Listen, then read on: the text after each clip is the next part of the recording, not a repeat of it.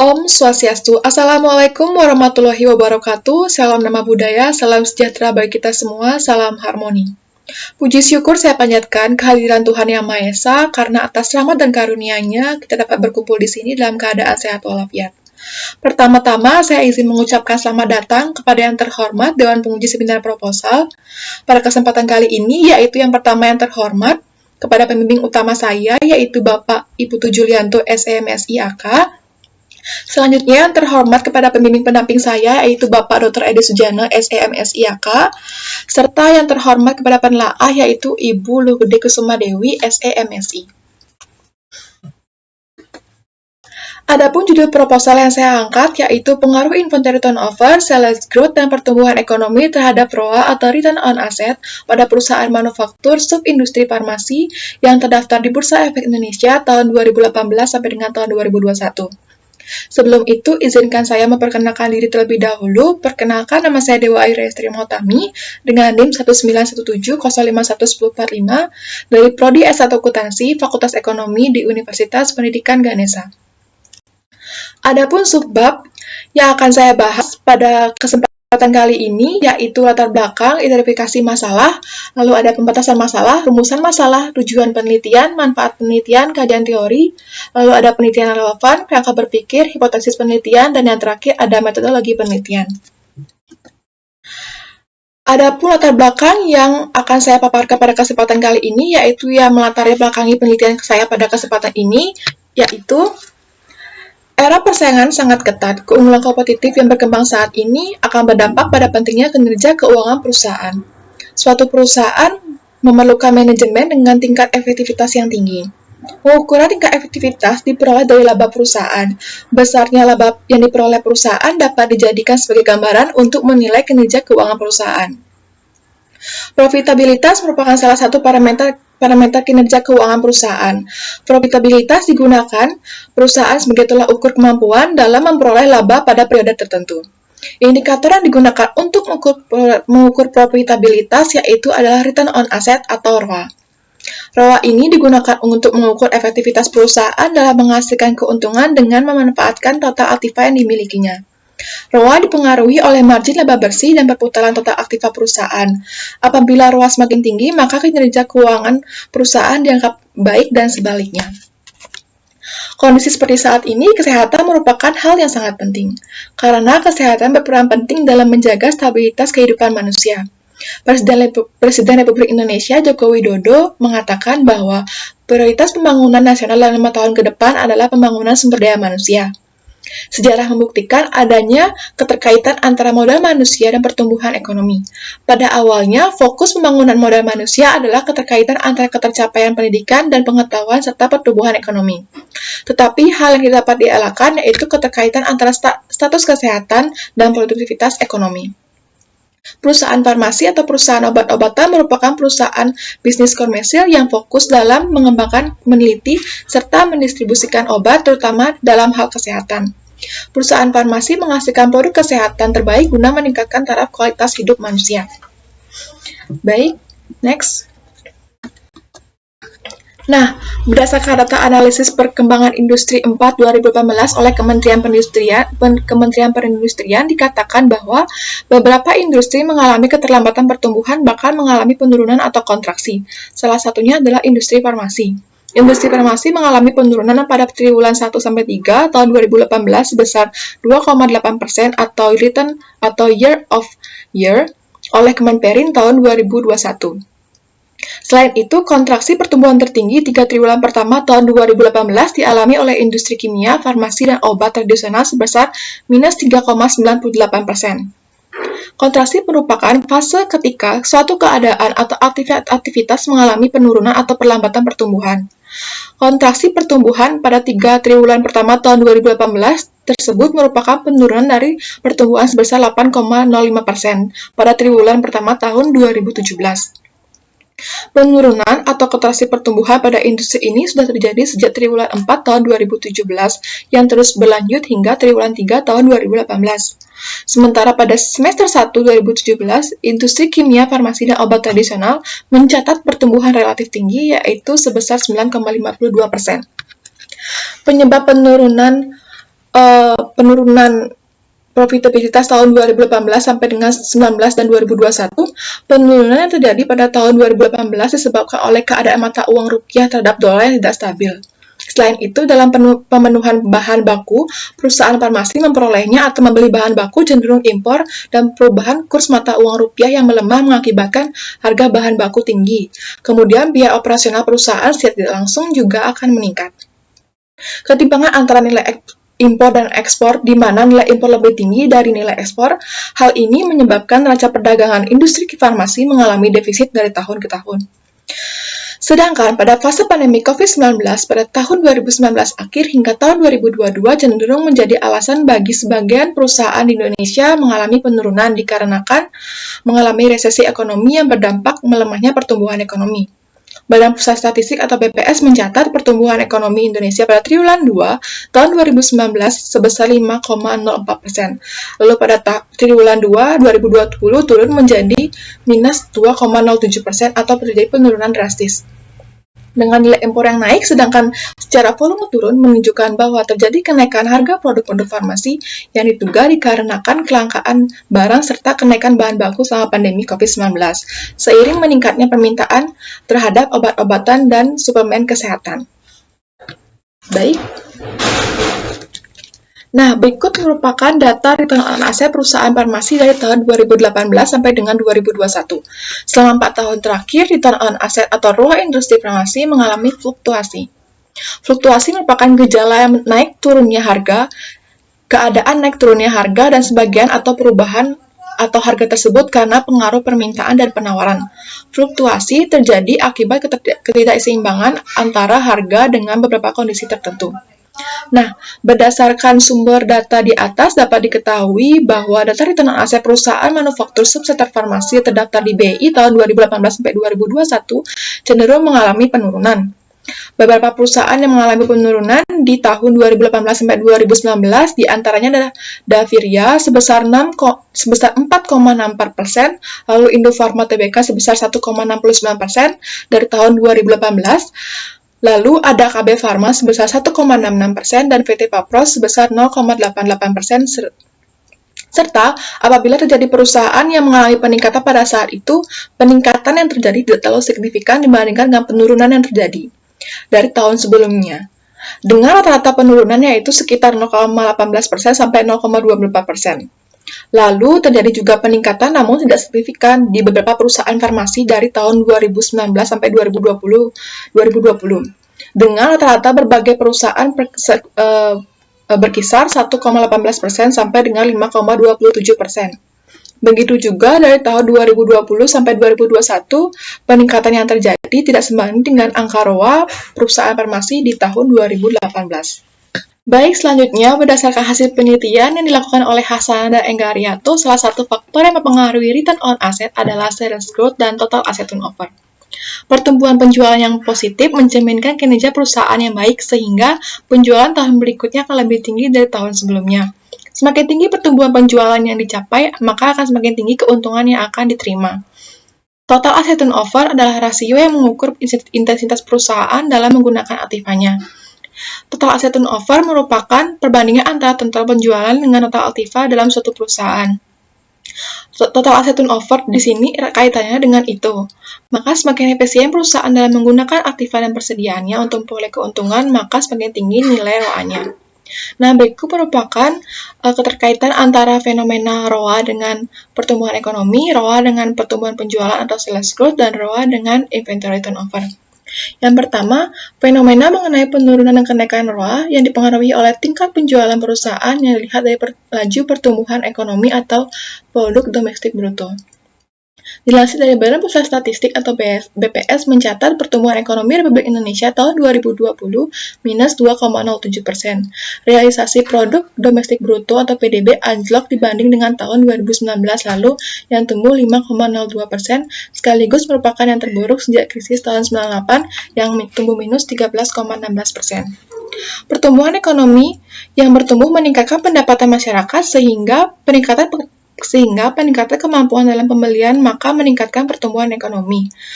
Pertumbuhan ekonomi mempunyai pengaruh positif terhadap daya beli konsumen sehingga meningkatkan permintaan produk perusahaan yang ada, hingga akhirnya akan meningkatkan ROA perusahaan. Selanjutnya ada fenomena mengenai ROA yang dapat dipengaruhi oleh pertumbuhan penjualan atau sales growth. Seperti pada fenomena yang terjadi pada PT Kimia Farma berdasarkan data laporan keuangan tahunan perusahaan, peningkatan penjualan sebesar 28,94%. Tersebut diiringi dengan peningkatan ROA di tahun 2021 sebesar 1,5%. Menurut Kennedy 2013, rasio pertumbuhan penjualan adalah adanya perkembangan dan pertumbuhan penjualan dengan jumlah dari tahun sebelumnya ke tahun selanjutnya atau dari kurun waktu tertentu atau dari kurun waktu ke waktu. Nah, pertumbuhan penjualan yang tinggi menunjukkan peningkatan pendapatan yang diperoleh oleh perusahaan. Fenomena mengenai rasio ROA atau return on asset yang diakibatkan oleh rasio itu atau inventory turnover. Nah, berdasarkan data dari laporan keuangan PT Kimia Farma Tbk, dapat dilihat bahwa itu tahun 2021 sebesar 1,63% mengalami dari tahun 2021 sebesar 1,63 mengalami kenaikan dibanding tahun sebelumnya, yaitu tahun 2020 sebesar 0,12%. Kenaikan terjadi sebesar 21,62%. Hal tersebut diakibatkan terjadinya kenaikan harga pokok penjualan perusahaan diakibatkan kenaikan HPP perusahaan tersebut dari tahun 2020 sebesar 5,8 triliun menjadi 6,3 triliun pada tahun 2021. Hal tersebut diikuti dengan kenaikan ROA yang terjadi pada tahun 2021 yaitu sebesar 3,14% dibandingkan dengan tahun sebelumnya yaitu sebesar 2,59%. Nah, berdasarkan latar belakang penelitian yang telah dipaparkan di atas, maka penulis tertarik untuk melakukan penelitian dengan judul Pengaruh Inventory Turnover, Sales Growth, dan Pertumbuhan Ekonomi terhadap Return on Asset atau ROA pada perusahaan manufaktur sub-industri farmasi yang terdaftar di Bursa Efek Indonesia tahun 2018 sampai dengan 2021. Nah, adapun identifikasi masalah pada penelitian kali ini, yang pertama, terdapat motivasi yang mendasari dalam melakukan penelitian ini, yaitu pada penelitian terdahulu yang mana terdapat inkonsistensi variabel inventory turnover. Sedangkan penelitian yang menggunakan sales growth dan pertumbuhan ekonomi masih jarang ditemukan. Dan yang kedua, pasca pandemi COVID-19 cenderung menjadi alasan bagi sebagian perusahaan mengalami penurunan, dikarenakan pada fase ini mengalami resesi ekonomi yang berdampak pada melemahnya pertumbuhan ekonomi. Lalu yang ketiga adalah sub-industri farmasi adalah salah satu sektor yang bertahan selama masa pandemi COVID-19. Dan yang terakhir, perusahaan manufaktur terutama industri farmasi mengalami penurunan dan fluktuasi ROA di tahun 2018 sampai 2021. Namun, apabila terjadi kenaikan, tidak mengalami kenaikan yang signifikan. Adapun pembatasan masalah pada penelitian kali ini, berdasarkan latar belakang penelitian dan identifikasi masalah yang telah diungkapkan di atas, maka permasalahan pada penelitian ini dibatasi untuk menghindari terjadinya pembahasan yang terlalu luas. Mengingat banyaknya faktor yang dapat digunakan, maka peneliti membatasi masalah pada penelitian ini, yaitu pengaruh inventory turnover, sales growth, dan pertumbuhan ekonomi terhadap ROA pada perusahaan manufaktur subindustri farmasi yang terdaftar di Bursa Efek Indonesia tahun 2018 sampai 2021. Selanjutnya, rumusan masalah pada penelitian kali ini yaitu apakah inventory turnover berpengaruh terhadap ROA, lalu apakah sales growth berpengaruh terhadap ROA, dan yang terakhir apakah pertumbuhan ekonomi berpengaruh terhadap ROA. Lalu tujuan penelitian kali ini yaitu mengetahui apakah inventory turnover berpengaruh terhadap ROA, selanjutnya apakah sales growth berpengaruh terhadap ROA, dan yang terakhir apakah pertumbuhan ekonomi berpengaruh terhadap ROA. Lalu ada manfaat penelitian. Manfaat penelitian kali ini dibagi menjadi dua, yaitu manfaat teoritis dan manfaat praktis. Nah, manfaat teoritis di sini yaitu digunakan untuk menambah pengetahuan dan wawasan peneliti sehingga lebih mendalami topik dari penelitian ini. Selain itu, peneliti juga dapat mengaplikasikan pengetahuan yang diperoleh selama masa perkuliahan, khususnya pada mata kuliah analisis laporan keuangan, investasi dan pasar modal, serta manajemen keuangan. Lalu, manfaat praktis di sini dibagi menjadi tiga, yaitu ada manfaat bagi manajemen perusahaan, bagi peneliti selanjutnya, dan bagi investor. Bagi manajemen perusahaan dapat digunakan sebagai bahan pertimbangan bagi manajer dalam pengambilan keputusan terhadap faktor yang mempengaruhi ROA. Selanjutnya, bagi peneliti selanjutnya, dapat menggunakan penelitian ini sebagai referensi apabila ingin melakukan penelitian dengan topik yang sama. Lalu bagi investor dapat memberikan gambaran terkait ROA pada setiap perusahaan sehingga dapat digunakan untuk mempertimbangkan keputusan dalam melakukan investasi. Selanjutnya ada kajian teori. Kajian teori di sini akan memaparkan terkait teori-teori yang digunakan dalam proses penelitian. Ada grand teori di sini. Grand teori di sini menggunakan sistem DuPont teori. DuPont teori merupakan persamaan keuangan multilangkah yang memberikan wawasan tentang kinerja fundamental bisnis untuk mengevaluasi efektivitas perusahaan. DuPont teori dapat mengukur kinerja keuangan secara lebih terperinci, yaitu dengan menunjukkan bagaimana margin laba bersih, perputaran total aset, dan pengembalian investasi dalam menentukan tingkat pengembalian ekuitas. Menurut DuPont, perubahan penjualan, biaya dan laba bersih serta total aktiva akan mempengaruhi laba. Perubahan penjualan belum tentu akan diiringi dengan perubahan laba, dikarenakan adanya perbedaan dalam perkembangan biaya. Selain itu, perubahan laba juga dipengaruhi oleh perubahan perputaran aktiva. Semakin cepat perkembangan aktiva, berarti semakin efektif perusahaan dalam meningkatkan laba yang diperoleh. Sehingga dalam penelitian ini, ROA menurut teori DuPont dapat dipengaruhi oleh beberapa faktor seperti penjualan dan seluruh rasio aktivitas. Penjualan dalam penelitian ini menggunakan pertumbuhan ekonomi dan sales growth, lalu untuk rasio aktivitas menggunakan inventory turnover atau itu. Kajian teori selanjutnya yaitu pengertian tentang ROA. ROA merupakan alat untuk mengukur profitabilitas suatu perusahaan. Profitabilitas merupakan efektivitas perusahaan dalam menghasilkan keuntungan dengan menggunakan dan memanfaatkan aktiva yang dimiliki. ROA menunjukkan bagaimana perbandingan laba sebelum pajak dengan total aset perusahaan. Berdasarkan ketentuan dari Bank Indonesia, standar ROA yang baik yaitu sekitar 1,5%. Maka semakin besar ROA menunjukkan kinerja suatu perusahaan semakin baik karena return yang dihasilkan juga semakin besar. Nah, berikut merupakan pengertian tentang inventory turnover atau itu. Inventory turnover atau rasio perputaran persediaan adalah rasio yang mengukur sejauh mana kemampuan perusahaan dalam menghasilkan penjualan berdasarkan persediaan atau aktiva yang dimiliki. Itu di sini termasuk rasio aktivitas, yang mana rasio ini digunakan untuk mengukur efektivitas perusahaan dalam menggunakan aktiva yang dimilikinya. Dengan kata lain, rasio ini digunakan untuk mengukur tingkat efisiensi atau efektivitas pemanfaatan sumber daya perusahaan. Dapat dilihat di layar, berikut merupakan rumus dari ROA dan itu. Lalu, next, pengertian sales growth. Sales growth atau pertumbuhan penjualan didefinisikan sebagai suatu keberhasilan investasi periode masa lalu yang dapat digunakan sebagai acuan atau prediksi pertumbuhan di masa depan. Sales growth merupakan rasio yang digunakan untuk memprediksi suatu pertumbuhan di masa yang akan datang. Lalu ada pengertian pertumbuhan ekonomi. Pertumbuhan ekonomi adalah salah satu indikator atau acuan keberhasilan pembangunan dalam suatu perekonomian negara. Pertumbuhan ekonomi merupakan suatu upaya peningkatan kapasitas produksi untuk mencapai penambahan output, baik yang diukur menggunakan PDB ataupun PDRB. Pertumbuhan ekonomi ialah di mana keadaan atau kondisi terjadinya peningkatan PDB sebuah negara atau daerah. Pertumbuhan ekonomi dalam suatu negara dikatakan meningkat apabila persentase PDB di suatu periode lebih besar daripada periode sebelumnya.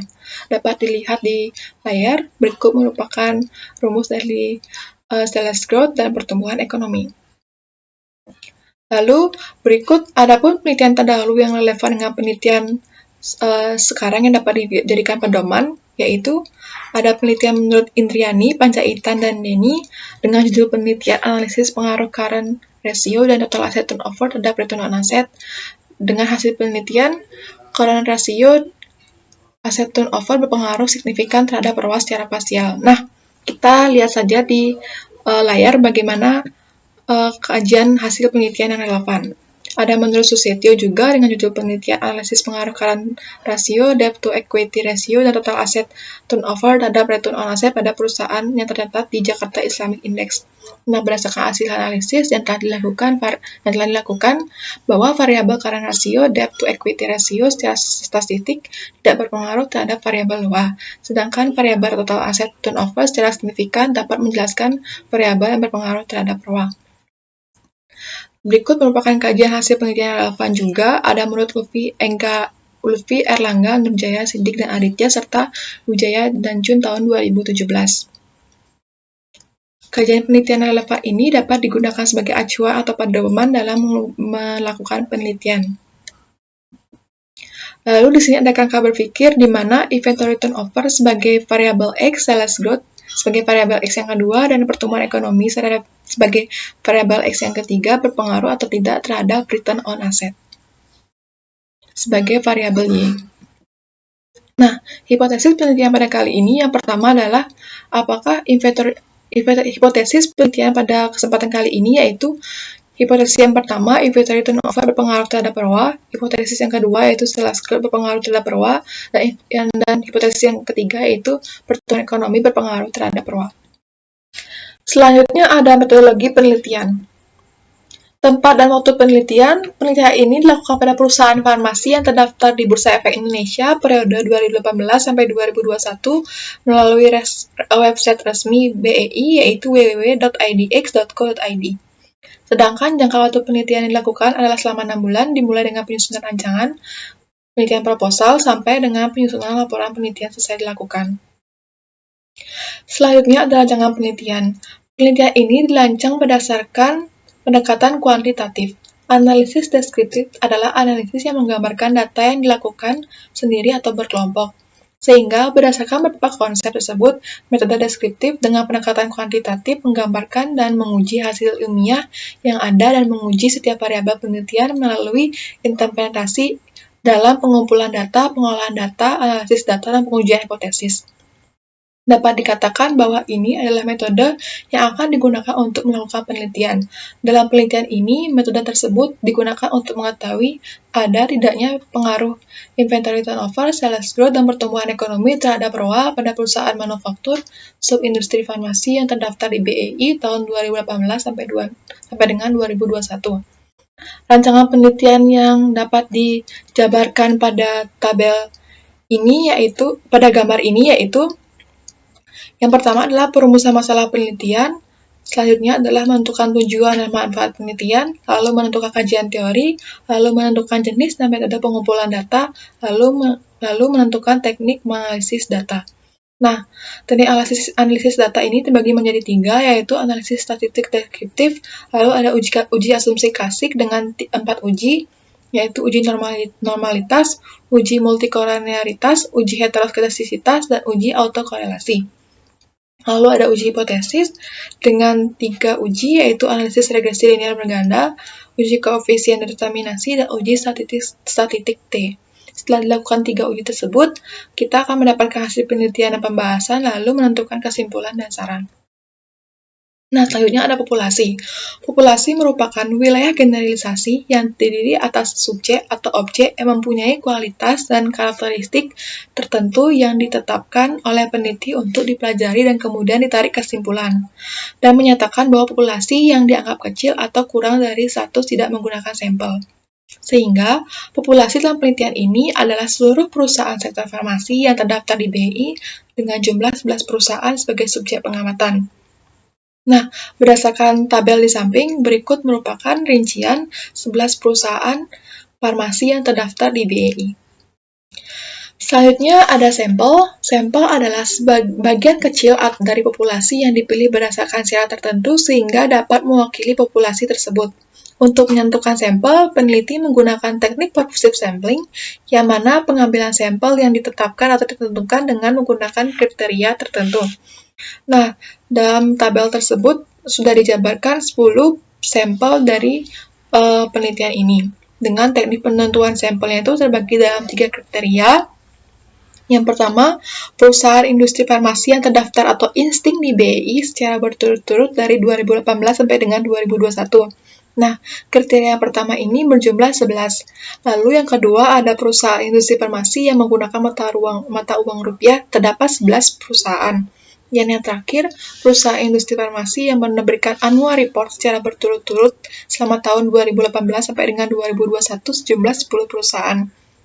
Nah, total sampel yang memenuhi kriteria yaitu 10 perusahaan dengan jumlah tahun pengamatan yaitu 4 tahun, sehingga jumlah data pada pengamatan kali ini yaitu 40 perusahaan.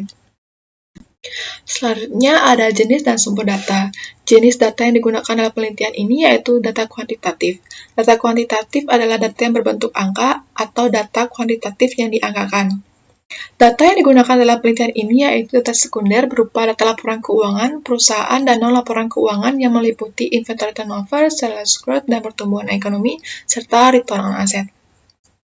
Data yang digunakan dalam penelitian ini diperoleh melalui IDX atau website resmi www.idx.co.id. Nah, selanjutnya ada metode pengumpulan data. Metode pengumpulan data merupakan cara yang digunakan untuk memperoleh data penelitian. Nah, metode pengumpulan data yang digunakan dalam penelitian ini yaitu metode dokumentasi yang merupakan metode pengumpulan data dengan mengumpulkan jurnal, artikel, buku, maupun data laporan tahunan perusahaan yang terdaftar di BEI. Selanjutnya ada definisi operasional variabel dan pengukuran variabel. Bagian ini akan membahas tentang definisi dan jenis variabel independen dan variabel dependen. Berikut di bawah ini adalah operasional variabel penelitian. Variabel Y adalah return on asset dengan definisi rasio antara laba bersih setelah pajak terhadap total aset dengan indikator laba bersih setelah pajak dan total aset. Selanjutnya ada ITO atau inventory turnover sebagai variabel X yang pertama dengan definisi operasional yaitu rasio antara HPP dengan rata-rata persediaan dengan indikator yaitu HPP dan rata-rata persediaan.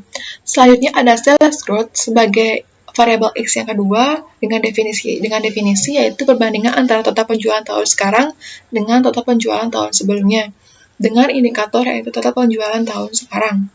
Yang terakhir ada variabel X yang ketiga yaitu pertumbuhan ekonomi dengan definisi perbandingan antara PDB tahun sekarang dengan PDB tahun sebelumnya dengan indikator adalah total penjualan tahun sekarang. Baik, selanjutnya ada teknik analisis data. Teknik analisis data dalam penelitian kali ini menggunakan analisis statistik deskriptif, di mana statistik deskriptif adalah statistik yang digunakan untuk menganalisis data dengan cara mendeskripsikan atau menggambarkan data yang telah terkumpul sebagaimana adanya tanpa bermaksud membuat kesimpulan yang berlaku untuk umum atau generalisasi. Lalu, ada dua jenis uji, yaitu uji hipotesis dan uji asumsi klasik. Uji hipotesis di sini dibagi menjadi tiga, yaitu uji regresi linear berganda, uji koefisien determinasi, dan uji statistik T. Lalu ada uji asumsi klasik dengan menggunakan tiga uji, yaitu uji normalitas, uji multikoloritas, dan uji heterosidasitas. Baik, sekian presentasi yang dapat saya paparkan pada kesempatan kali ini. Apabila terjadi kesalahan, baik dalam pengucapan maupun yang lainnya, mohon dimaafkan. Semoga dapat digunakan sebagai pertimbangan dalam melaksanakan seminar proposal. Sekian dan terima kasih. Om Santi Santi Santi Om.